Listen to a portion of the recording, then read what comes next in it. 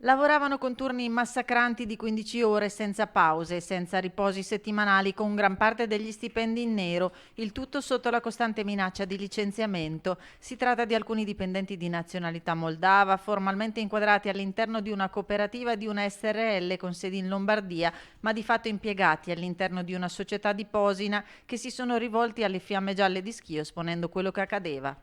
Con la complicità di un caporale moldavo, stando alle ricostruzioni della finanza, sarebbero stati arruolati con nazionali in patria, con falsi documenti di identità per consentire l'ingresso illegale sul territorio nazionale. Accertato anche l'impiego di un minorenne per il quale erano stati inseriti dati falsi nella richiesta del codice fiscale al fine di farlo figurare e assumerlo come maggiorenne, una modalità di sfruttamento messa in atto dal caporale di cui i vertici aziendali sarebbero stati consapevoli, come ricostruito dalle indagini dei finanzieri. Sulla base di questi elementi sono state emesse nei confronti di 3 dirigenti della SPA misure cautelari interdittive. 7 le persone indagate a vario titolo per intermediazione illecita e sfruttamento del lavoro aggravato, violenza sessuale, favoreggiamento dell'ingresso e soggiorno illegale nel territorio nazionale, utilizzo di manodopera clandestina, possesso e fabbricazione di documenti falsi e falsità materiale.